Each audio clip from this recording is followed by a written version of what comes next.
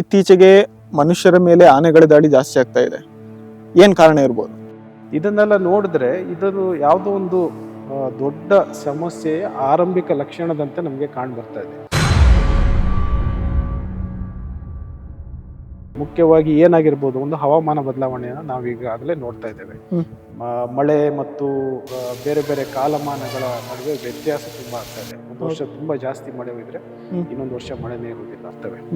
ಈಗ ನಾವು ಒಂದು ನ್ಯಾಷನಲ್ ಪಾರ್ಕ್, ಈಗ ಇಲ್ಲಿ ನಾಗರಹೊಳೆ ನ್ಯಾಷನಲ್ ಪಾರ್ಕ್ ಇದೆ. ಇದರ ವಿಸ್ತೀರ್ಣ ಒಂದು 700-800 ಸ್ಕ್ವೇರ್ ಕಿಲೋಮೀಟರ್. ಸೊ ಒಂದು ಆನೆಯ ಹೋಮ್ ರೇಂಜ್ ಇದಕ್ಕಿಂತ ದೊಡ್ಡದಿರ್ಬೋದು. ಈ ಸಂರಕ್ಷಿತ ಏರಿಯಾಗಳು, ಈ ಸಂರಕ್ಷಿತ ಜಾಗಗಳು ಆನೆಗಳಿಗೆ ಸಾಕಾಗ್ತಾ ಇಲ್ಲ. ಅವಕ್ಕೆ ಇನ್ನೂ ದೊಡ್ಡದಾದ ಸಂರಕ್ಷಿತ ಜಾಗಗಳು ಅವಶ್ಯಕತೆ ಇದೆ. ಆನೆಗಳ ಪ್ರದೇಶಕ್ಕೆ ಮನುಷ್ಯರು ಹೋಗಿದಾರ ಅಥವಾ ಮನುಷ್ಯರ ಪ್ರದೇಶಕ್ಕೆ ಆನೆಗಳು ಬರ್ತಿದೆಯಾ ಅಂತ ನೋಡಿ. ಈಗ ನಾವು ಒಂದು ಹಿಸ್ಟ್ರಿಯನ್ನು ನೋಡಿದ್ರೆ, ಸುಮಾರು ಈ ಕಾಫಿ ತೋಟಗಳೆಲ್ಲ ಬಂದು ಒಂದು 150-200 ವರ್ಷಗಳು.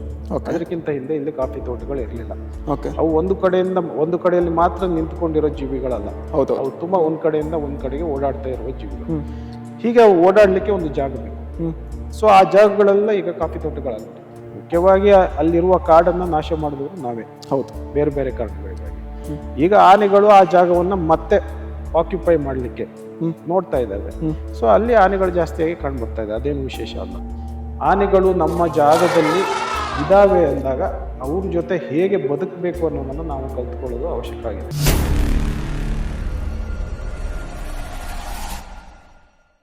ನಮಸ್ಕಾರ ಎಲ್ರಿಗೂ. ಪಾಪಪ್ ಕನ್ನಡಗೆ ನಿಮ್ಗೆಲ್ರಿಗೂ ಆತ್ಮೀಯವಾದ ಸ್ವಾಗತ. ಸ್ನೇಹಿತರೆ, ಮನುಷ್ಯರ ನಡುವಿನ ಬಾಂಧವ್ಯ ಇದೆಯಲ್ಲ, ಅದೊಂಥರ ಚಂದ. ಆದ್ರೆ ಪ್ರಾಣಿಗಳ ಮತ್ತೆ ಮನುಷ್ಯರ ನಡುವಿನ ಬಾಂಧವ್ಯ ಇದೆಯಲ್ಲ, ಅದು ಅದ್ಭುತ ಅಂತಾನೆ ಹೇಳ್ಬೋದು.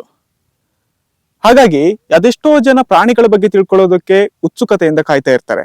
ನಮ್ಮಲ್ಲೂ ಒಬ್ರು ಅತಿಥಿ ಇದ್ದಾರೆ. ಇವರು ಪ್ರಾಣಿಗಳು, ಅದರಲ್ಲೂ ಕೂಡ ಆನೆಗಳು ಹಾಗೆ ಮನುಷ್ಯರ ನಡುವಿನ ಒಡನಾಟದ ಬಗ್ಗೆ PhD ಮಾಡಿದ್ದಾರೆ. ಹಾಗೆ ಆನೆ ಮತ್ತೆ ಮನುಷ್ಯನ ನಡುವಿನ ಸಂಘರ್ಷದ ಬಗ್ಗೆ ಈಗ ಸಂಶೋಧನೆಯನ್ನ ನಡೆಸ್ತಾ ಇದ್ದಾರೆ. ನಮ್ ಜೊತೆ ಇದ್ದಾರೆ ಶ್ರೀ ದೀಪಕ್ ಭಟ್ ಧುಂಡಿ ಅವರು. ಸರ್, ಕಾರ್ಯಕ್ರಮಕ್ಕೆ ನಿಮ್ಗೆ ಆತ್ಮೀಯವಾದ ಸ್ವಾಗತ. ನಮಸ್ಕಾರ ಸರ್. ಮೊದಲನೇದಾಗಿ, ನಮ್ಮ ಭಾರತದಲ್ಲಿ 22,000 ಚಿಲ್ಲರೆ ಆನೆಗಳಿದೆ. ಅದರಲ್ಲೂ ಕೂಡ ಕರ್ನಾಟಕದಲ್ಲಿ 6,000 ಚಿಲ್ಲರೆ ಆನೆಗಳಿದೆ. ಈ ಆನೆಗಳು ಕರ್ನಾಟಕದ ಯಾವ ಪ್ರದೇಶದಲ್ಲಿ ಜಾಸ್ತಿ ಇರುತ್ತೆ? ಮುಖ್ಯವಾಗಿ ಆನೆಗಳು, ಈಗ ನಾವು ಇಲ್ಲಿ ಬಂದಿದ್ದೀವಲ್ಲ, ಇದು ಕಬಿನಿ ಬ್ಯಾಕ್ ವಾಟರ್ ಏರಿಯಾದಲ್ಲಿ. ಇದು ನಾಗರಹೊಳೆ ಅಭಯಾರಣ್ಯದ ಬಾರ್ಡರ್ಲಿರುವ ಭಾಗ. ಇನ್ನು ನೀವು ಆ ಕಡೆ ನೋಡಿದ್ರೆ ಅಲ್ಲಿ ಬಂಡೀಪುರ ಇದೆ. ಇನ್ನು ಮುಂದೆ ಈ ಕಡೆ ನೇರವಾಗಿ ಹೋದ್ರೆ ಕೇರಳದಲ್ಲಿ ವಯನಾಡು. ಸೊ ಕರ್ನಾಟಕದ ದಕ್ಷಿಣ ಕರ್ನಾಟಕದಲ್ಲಿ, ಮುಖ್ಯವಾಗಿ ಪಶ್ಚಿಮ ಘಟ್ಟದ ಭಾಗದಲ್ಲಿ ಕೊಡಗು, ಚಾಮರಾಜನಗರ, ಹಾಸನ, ಚಿಕ್ಕಮಗಳೂರು, ಶಿವಮೊಗ್ಗ, ಇಷ್ಟು ಜಿಲ್ಲೆಗಳಲ್ಲಿ ಆನೆಗಳು ಜಾಸ್ತಿಯಾಗಿ ಕಂಡು ಬರ್ತವೆ. ಇನ್ನು ಸ್ವಲ್ಪ ಆನೆಗಳು, ಒಂದು 70-80 ಆನೆಗಳು, ನಮ್ಗೆ ಇನ್ನು ನಂಬರ್ ಕರೆಕ್ಟ್ ಆಗಿ ಗೊತ್ತಿಲ್ಲ, ಉತ್ತರ ಕನ್ನಡ ಜಿಲ್ಲೆಯ ದಾಂಡೇಲಿ ಅಭಯಾರಣ್ಯ ಆ ಭಾಗದ ಸುತ್ತಮುತ್ತ ಅವು ಈಗ ಬೆಳಗಾಂ ಮತ್ತು ಮಹಾರಾಷ್ಟ್ರದವರೆಗೂ ಅಲ್ಲಿಂದ ಹೋಗಿ ಬಂದು ಮಾಡ್ತವೆ. ಸೊ ಈ ಎರಡು ಮೇಜರ್ ಜಾಗಗಳಲ್ಲಿ ಕರ್ನಾಟಕದಲ್ಲಿ ಆನೆಗಳು ಕಂಡು ಬರ್ತವೆ. ಇತ್ತೀಚೆಗೆ ಮನುಷ್ಯರ ಮೇಲೆ ಆನೆಗಳ ದಾಳಿ ಜಾಸ್ತಿ ಆಗ್ತಾ ಇದೆ. ಏನ್ ಕಾರಣ ಇರ್ಬೋದು? ನೋಡಿ, ಇದು ಕರ್ನಾಟಕಕ್ಕಷ್ಟೇ ಸಂಬಂಧಪಟ್ಟ ಸಂಗತಿ ಅಲ್ಲ. ನಾವು ಜಾಗತಿಕವಾಗಿ ನೋಡಿದ್ರೆ ಇದು ಕೇವಲ ಆನೆಗಳಿಗೂ ಮಾತ್ರ ಸಂಬಂಧಪಟ್ಟ ಸಂಗತಿನೂ ಅಲ್ಲ. ಹುಲಿಗಳಿಂದ, ತೋಳಗಳಿಂದ, ಬೇರೆ ಬೇರೆ ಹಾವುಗಳ ಕಡಿತ ಜಾಸ್ತಿ ಆಗ್ತಾ ಇದೆ. ಮನುಷ್ಯರಿಗೆ ಹಾವುಗಳಿಂದ ಕಡಿಯೋದು ಜಾಸ್ತಿ ಆಗ್ತಾ ಇದೆ. ಅಥವಾ ನೀವು ಏಷ್ಯಾದ ದಕ್ಷಿಣ ಪೂರ್ವ ಏಷ್ಯಾಗಳಲ್ಲಿ, ಸೌತ್ ಈಸ್ಟ್ ಏಷ್ಯಾ ಅಂತ ನಾವೇನ್ ಕರಿತೇವೆ, ಈ ಪ್ರದೇಶದಲ್ಲಿ ಕೂಡ ಆನೆಗಳಿದಾವೆ. ಅಲ್ಲೂ ಕೂಡ ಈ ತರದ ಸಂಘರ್ಷ, ದಾಳಿ ಜಾಸ್ತಿ ಆಗ್ತಾ ಇದೆ. ಇದನ್ನೆಲ್ಲ ನೋಡಿದ್ರೆ ಇದನ್ನು ಯಾವುದೋ ಒಂದು ದೊಡ್ಡ ಸಮಸ್ಯೆಯ ಆರಂಭಿಕ ಲಕ್ಷಣದಂತೆ ನಮಗೆ ಕಾಣ್ ಬರ್ತಾ ಇದೆ. ಮುಖ್ಯವಾಗಿ ಏನಾಗಿರ್ಬೋದು, ಒಂದು ಹವಾಮಾನ ಬದಲಾವಣೆಯನ್ನು ನಾವೀಗಾಗಲೇ ನೋಡ್ತಾ ಇದ್ದೇವೆ. ಮಳೆ ಮತ್ತು ಬೇರೆ ಬೇರೆ ಕಾಲಮಾನಗಳ ನಡುವೆ ವ್ಯತ್ಯಾಸ ತುಂಬಾ ಆಗ್ತಾ ಇದೆ. ಒಂದು ವರ್ಷ ತುಂಬಾ ಜಾಸ್ತಿ ಮಳೆ ಹೋಗಿದ್ರೆ ಇನ್ನೊಂದು ವರ್ಷ ಮಳೆನೇ ಇರುವುದಿಲ್ಲ. ಮತ್ತು ಇದು ಈ ಪರಿಸರದಲ್ಲಿ ಮತ್ತೆ ಅರಣ್ಯದ ಮೇಲೆ ತುಂಬಾ ಪರಿಣಾಮವನ್ನ ಬೀರ್ತಾ ಇದೆ. ಒಂದು. ಎರಡನೇದಾಗಿ, ಕಳೆದ 40-50 ವರ್ಷಗಳಲ್ಲಿ ನಮ್ಮ ಅಭಿವೃದ್ಧಿ ಚಟುವಟಿಕೆಗಳು, ಮುಖ್ಯವಾಗಿ ರಸ್ತೆಗಳಿಂದ, ರೈಲ್ವೆ ಲೈನ್ಗಳಿಂದ, ಈ ತರ ಡ್ಯಾಮ್. ಈಗ ನೋಡಿ, ಈಗ ನಾವು ಕಬಿನಿ ಇಲ್ಲಿ ಈ ಹಿನ್ನೀರಿನಲ್ಲಿ ಎಷ್ಟು ಅರಣ್ಯ ಮುಳುಗಡೆ ಆಯ್ತು. ಸೊ ಈ ತರದ ಬೇರೆ ಬೇರೆ ತರದ ಅಭಿವೃದ್ಧಿ ಯೋಜನೆಗಳಿಂದ ಕೂಡ ಅರಣ್ಯದ ಸಂಖ್ಯೆ, ಅರಣ್ಯದ ಪ್ರಮಾಣ ಮತ್ತು ಅದರ ಒಂದು ಕ್ವಾಲಿಟಿ ಕಡಿಮೆ ಆಗ್ತದೆ. Okay. ಇದರಿಂದ ಆನೆಗಳಿಗೆ ಏನಾಗ್ತಾ ಇರ್ಬೋದು, ಅರಣ್ಯದಲ್ಲಷ್ಟೇ ಅವಕ್ಕೆ ಉಳಿಲಿಕ್ಕೆ ಜಾಗ ಸಾಕಾಗದೆ ಇರ್ಬೋದು. ಹೌದು. ಅವು ಅರಣ್ಯ ಬಿಟ್ಟು ಹೊರಗಡೆ ಕೂಡ ಆಹಾರವನ್ನು ಆರಿಸಿಕೊಂಡು ಬರ್ತಾ ಇರ್ಲಿಕ್ಕೆ ಇದು ಕೂಡ ಕಾರಣವಾಗಿರ್ಬೋದು. Okay. ಇನ್ನೊಂದು ಮುಖ್ಯವಾಗಿ ಏನನ್ಸುತ್ತೆ ಅಂದ್ರೆ, ಒಂದು ಆನೆಗೆ ಅದರ ಒಂದು ಯಾವ ಪ್ರದೇಶದಲ್ಲಿ, ಅದು ಎಷ್ಟು ದೊಡ್ಡ ಪ್ರದೇಶದಲ್ಲಿ ಅದು ಬದುಕ್ತದೆ, ಅಥವಾ ಅದು ಬದುಕಲಿಕ್ಕೆ ಎಷ್ಟು ದೊಡ್ಡ ಜಾಗ ಬೇಕು ಅಥವಾ ಎಷ್ಟು ಕಾಡು ಬೇಕು ಅನ್ನೋ ಒಂದು ಎಸ್ಟಿಮೇಟ್ ನ ನಾವು ಹೋಮ್ ರೇಂಜ್ ಅಂತ ಕರಿತೀವಿ ವೈಜ್ಞಾನಿಕ ಪರಿಭಾಷೆಯಲ್ಲಿ. Okay. ಆ ಹೋಮ್ ರೇಂಜ್ ಅದು ಕೆಲವು ಆನೆಗಳದ್ದು 400, 500 ಅಥವಾ 1000 ಸ್ಕ್ವೇರ್ ಕಿಲೋಮೀಟರ್ಗಳು ಇರ್ತವೆ. ಈಗ ನಾವು ಒಂದು ನ್ಯಾಷನಲ್ ಪಾರ್ಕ್, ಈಗ ಇಲ್ಲಿ ನಾಗರಹೊಳೆ ನ್ಯಾಷನಲ್ ಪಾರ್ಕ್ ಇದೆ, ಇದರ ವಿಸ್ತೀರ್ಣ ಒಂದು 700-800 ಸ್ಕ್ವೇರ್ ಕಿಲೋಮೀಟರ್. ಸೊ ಒಂದು ಆನೆಯ ಹೋಮ್ ರೇಂಜ್ ಇದಕ್ಕಿಂತ ದೊಡ್ಡದಿರ್ಬೋದು. ಈ ಸಂರಕ್ಷಿತ ಏರಿಯಾಗಳು, ಈ ಸಂರಕ್ಷಿತ ಜಾಗಗಳು ಆನೆಗಳಿಗೆ ಸಾಕಾಗ್ತಾ ಇಲ್ಲ. ಅವಕ್ಕೆ ಇನ್ನೂ ದೊಡ್ಡದಾದ ಸಂರಕ್ಷಿತ ಜಾಗಗಳು ಅವಶ್ಯಕತೆ ಇದೆ. ಆ ಕಾರಣದಿಂದಲೂ ಕೂಡ ಅವು ಕಾಡಿನಿಂದ ಹೊರಗೆ ಬರ್ತಾ ಇದಾವೆ. ಇನ್ನು ನಮ್ಮ ಮಲೆನಾಡು ಪ್ರದೇಶಗಳಿಗೆ ಹೋದ್ರೆ ಕಾಫಿ ಬೆಳೆಗಾರರು ಜಾಸ್ತಿ ಇದ್ದಾರೆ. ಅತಿ ಹೆಚ್ಚು ಆನೆಗಳು ಆ ಪ್ರದೇಶದಲ್ಲಿ ತೋಟಗಳಿಗೆ ನುಗ್ತಾ ಇದೆ, ಎಲ್ಲ ಹಾನಿಗಳೇ ಆಗ್ತಾ ಇದೆ. ಏನ್ ಕಾರಣ ಇರ್ಬೋದು? ಇನ್ ಕೇಸ್ ಅವ್ರೇನಾದ್ರು ಕಾಡು ಕಡ್ದು ತೋಟ ಮಾಡಿರ್ಬೋದಾ ಆ ಪ್ರದೇಶದಲ್ಲಿ? ಆನೆಗಳ ಪ್ರದೇಶಕ್ಕೆ ಮನುಷ್ಯರು ಹೋಗಿದಾರ ಅಥವಾ ಮನುಷ್ಯರ ಪ್ರದೇಶಕ್ಕೆ ಆನೆಗಳು ಬರ್ತಿದೆಯಾ ಅಂತ ನೋಡಿ. ಈಗ ನಾವು ಒಂದು ಹಿಸ್ಟ್ರಿಯನ್ನ ನೋಡಿದ್ರೆ, ಸುಮಾರು ಈ ಕಾಫಿ ತೋಟಗಳೆಲ್ಲ ಬಂದು ಒಂದು 150-200 ವರ್ಷಗಳು. ಅದಕ್ಕಿಂತ ಹಿಂದೆ ಇಲ್ಲಿ ಕಾಫಿ ತೋಟಗಳು ಇರಲಿಲ್ಲ. ನೀವು ಕೊಡಗಿಂದ ಚಿಕ್ಕಮಗಳೂರು ಬಾರ್ಡರ್, ಶಿವಮೊಗ್ಗ ಬಾರ್ಡರ್ ತನಕ ನೋಡಿದ್ರು, ಇದೆಲ್ಲ ಬ್ರಿಟಿಷ್ ಕಾಲದಲ್ಲಿ 1830-40 ಆಸುಪಾಸು ಆ ಟೈಮ್ ಅಲ್ಲಿ, ಆ ಸಮಯದಲ್ಲಿ ಕಾಫಿ ತೋಟಗಳೆಲ್ಲ ಬಂದ್ವು. ಯಾಕೆಂದ್ರೆ ಆಗ ಕಾಫಿಗೆ ಹೆಚ್ಚು ಡಿಮಾಂಡ್ ಬಂತು. ಹೌದು. ಫಾರಿನ್ ಕಂಟ್ರಿಗಳಲ್ಲಿ ಯುರೋಪಿಯನ್ಸ್ ಬಂದ್ರು. ನಮ್ಮ ಭಾರತೀಯರಕ್ಕಿಂತ ಹೆಚ್ಚು ಬಿಳಿಯ ಜನರು, ಯುರೋಪಿಂದ ಬಂದವರು, ಇಂಗ್ಲೆಂಡ್ ಇಂದ ಬಂದವರು ಕಾಫಿ ತೋಟಗಳನ್ನ ಮಾಡ್ಲಿಕ್ಕೆ ಸ್ಟಾರ್ಟ್ ಮಾಡಿದ್ರು.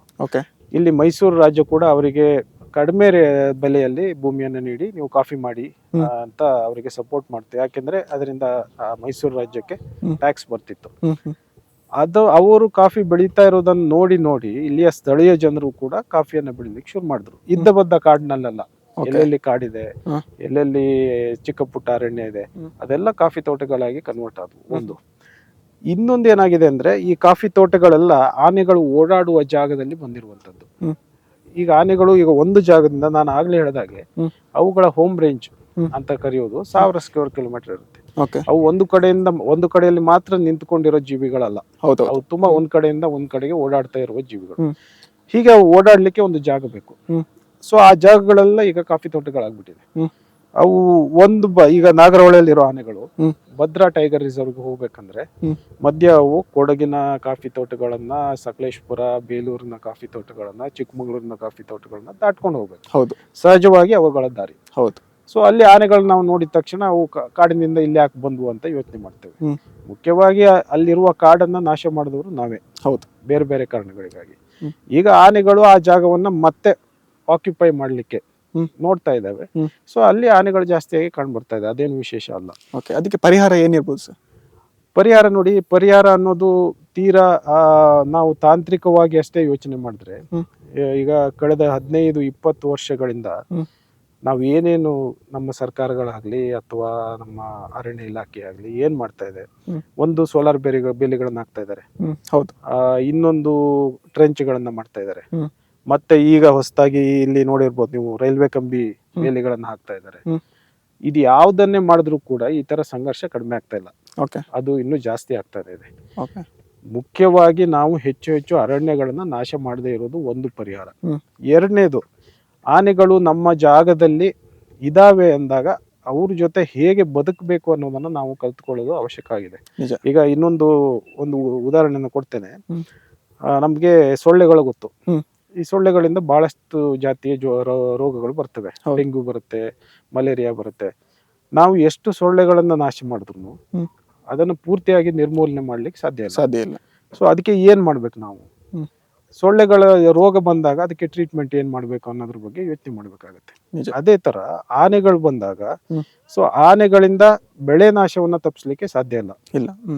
ಅದಕ್ಕೆ ಆರ್ಥಿಕವಾಗಿ ಸರ್ಕಾರಗಳು ರೈತರಿಗೆ ಪರಿಹಾರವನ್ನ ನೀಡುವುದು ಒಂದೇ ಉಳಿದಿರುವ ಮಾರ್ಗ. ಇನ್ನು ಆನೆ ದಾಳಿಯಾಗಿ ಜನ ಸಾಯ್ತಾರಲ್ಲ, ಅದನ್ನ ತಪ್ಪಿಸ್ಲಿಕ್ಕೆ ಕೆಲವು ಕಡೆಗಳಲ್ಲಿ ಕೆಲವು ಪ್ರಯತ್ನಗಳು ನಡೆದಿದೆ. ಹ್ಮ್. ಆಫ್ರಿಕಾದಲ್ಲಿ ಕೆಲವು ಉದಾಹರಣೆಗಳಿದೆ. ಹ್ಮ್. ನಮ್ಮ ಇಲ್ಲಿ ವಾಲ್ಪರಾಯ್ ಅಂತ ಒಂದು ಜಾಗ ಇದೆ ತಮಿಳುನಾಡಲ್ಲಿ. ಹ್ಮ್. ಅಲ್ಲಿ ಕೂಡ ಜಾಸ್ತಿ ಟೀ ಪ್ಲಾಂಟೇಶನ್. ಓಕೆ. ಅಲ್ಲಿ ಆನೆಗಳು ಮತ್ತು ಮನುಷ್ಯರ ಸಂಘರ್ಷದಿಂದ ತುಂಬಾ ಜನ ಸಾಯ್ತಿದ್ರು. ಹ್ಮ್. ಅಲ್ಲಿ ಏನ್ ಮಾಡಿದ್ದಾರೆ ಅಂದ್ರೆ ಬೆಳಗ್ಗೆ ಈ ಬೇರೆ ಬೇರೆ ತಂತ್ರಜ್ಞಾನಗಳು, ಡ್ರೋನ್ ಕ್ಯಾಮ್ರಾಗಳಿರ್ಬೋದು, ಅಥವಾ ಅಲ್ಲಿ ಟ್ರೈಬಲ್ಸ್ಗಳಿದ್ದಾರೆ, ಹ್ಮ್. ಅಲ್ಲಿ ಆದಿವಾಸಿಗಳ ಜನ, ಹ್ಮ್. ಅವರಿಗೆ ಆನೆಗಳನ್ನು ಹುಡುಕೋದು ತುಂಬಾ ಸುಲಭ. ಯಾಕೆಂದ್ರೆ ಅವ್ರು ಆನೆ ಜೊತೆನೆ ಬೆಳೆದು ಬಂದವರು. ಅವ್ರ ಹೆಜ್ಜೆ ನೋಡ್ಕೊಂಡು, ಹ್ಮ್. ಅದರ ಅದರ ಲದ್ದಿ ನೋಡ್ಕೊಂಡು, ಆನೆ ಎಲ್ಲಿದೆ ಅದರ ಸ್ಮೆಲ್ ಮೂಲಕ ಆನೆಗಳನ್ನ ಹುಡುಕ್ತಾರೆ. ಹ್ಮ್. ದಿನ ಬೆಳಗ್ಗೆ ಅವರು ಹೋಗಿ ಆನೆ ಎಲ್ಲಿದೆ ಅಂತ ಹುಡುಕ್ತಾರೆ ಫಸ್ಟ್. ಹ್ಮ್. ಆ ಆನೆ ಹುಡುಕಾಗಿದ ತಕ್ಷಣ ಒಂದು ಸೆಂಟ್ರಲೈಸ್ಡ್ ಒಂದು ಸಿಸ್ಟಮ್ ಇದೆ. ಅಲ್ಲಿ ಆನೆ ಈ ಜಾಗದಲ್ಲಿದೆ ಅಂತ GPS ಅನ್ನ ಯೂಸ್ ಮಾಡ್ಬಿಟ್ಟು ಓಕೆ. ಲೊಕೇಶನ್ ಕಳಿಸ್ತಾರೆ. ಹ್ಮ್. ಆಗ ಆ ಸೆಂಟ್ರಲೈಸ್ ಸಿಸ್ಟಮ್ ಅಲ್ಲಿ ಇರೋರು ಹ್ಮ್. ಆನೆಗಳ ಮಾಹಿತಿಯನ್ನ ಅಲ್ಲಿರುವ ಜನಗಳಿಗೆ SMS ಗಳ ಮೂಲಕ, ಹ್ಮ್. ವಾಟ್ಸಪ್ ಸಂದೇಶಗಳ ಮೂಲಕ, ಮತ್ತೆ ಕೆಲವು ಈಗ ಹೊಸ ತಂತ್ರಜ್ಞಾನ ಕಾಲ್ಗಳು ಮಾಡ್ಬೋದು. ನೀವು ಡೈರೆಕ್ಟ್ ಆಗಿ ಮಾಸ್ ಕಾಲ್ಗಳನ್ನ ಜನರಿಗೆ ಕಳಿಸ್ಬೋದು. ಹ್ಮ್. ಆನೆ ಇಲ್ಲಿದೆ, ಈ ಜಾಗದಲ್ಲಿದೆ ಅಂತ ಮಾಹಿತಿಯನ್ನ ತಕ್ಷಣಕ್ಕೆ ಜನಕ್ಕೆ ಹೋಗುತ್ತೆ. ಓಕೆ. ಆನೆ ಅಲ್ಲಿದೆ ಅಂತ ಗೊತ್ತಾದ ತಕ್ಷಣ ಜನರು ತುಂಬಾ ಕೇರ್ಫುಲ್ ಆಗಿರ್ಬೇಕು. ಹ್ಮ್. ಆನೆ ಇರೋ ಜಾಗಕ್ಕೆ ಹೋಗ್ಬಾರ್ದು. ಮೊದಲನೇದಾಗಿ ಅವಾಯ್ಡ್ ಮಾಡ್ಬೇಕು. ಓಕೆ. ಈಗ ನಮ್ಮ ಮುಂದೆ ಒಂದು ಹಾವಿದೆ ಅಂದ್ರೆ ಹ್ಮ್. ನಾವು ಅವಾಯ್ಡ್ ಮಾಡ್ತೀವಿ, ಮಾಡಲೇಬೇಕು. ಹಾವು ಹತ್ರ ಹೋಗುದಿಲ್ಲ. ಹ್ಮ್. ಸೊ ಆನೆ ಎಲ್ಲೆಲ್ಲೋ ಇದೆ, ಈ ತೋಟದಲ್ಲಿದೆ ಹ್ಮ್. ಅಥವಾ ಈ ಜಾಗದಲ್ಲಿದೆ, ಈ ಊರಲ್ಲಿದೆ ಅಂತ ಗೊತ್ತಾದ ತಕ್ಷಣ ಹ್ಮ್. ಅಲ್ಲಿ ಜನರು ಏನ್ ಮಾಡ್ಬೇಕಂದ್ರೆ ಹ್ಮ್. ಆನೆಗಳು ಇರೋ ಜಾಗಕ್ಕೆ ಅಲ್ಲಿ ಹೋಗೋದಿಲ್ಲ. ಹ್ಮ್. ಅವರಿಗೆ ಅಲ್ಲಿ ವಾರ್ನಿಂಗ್ ಬರುತ್ತೆ. ಹ್ಮ್. ಸೊ ಅಲ್ಲಿ ಆಮೇಲೆ ಅರಣ್ಯ ಇಲಾಖೆಯವ್ರು ಹೋಗಿ ಅದನ್ನ ಬೇರೆ ಕಡೆ ಓಡಿಸಿದ್ಮೇಲೆ ಅಥವಾ ಬೇರೆ ಕಡೆ ಎಲ್ಲೋ ಮೂವ್ಮೆಂಟ್ ಮಾಡಿದ್ಮೇಲೆ ಜನ ಅಲ್ಲಿ ಹೋಗಿ ಕೆಲಸ ಮಾಡ್ಬೋದು. ಸೊ ಈ ತರ ಒಂದು ಸಿಸ್ಟಮ್ ಅನ್ನ ನಾವು ಕ್ರಿಯೇಟ್ ಮಾಡ್ಬೇಕಾಗಿದೆ. ಹೌದೌದು. ಹಂಗ್ ಮಾಡಿದಾಗ ಮಾತ್ರ ಮನುಷ್ಯ ಮತ್ತು ಆನೆಯ ಸಂಘರ್ಷವನ್ನ ಕಡಿಮೆ ಮಾಡ್ಬೋದು. ಓಕೆ.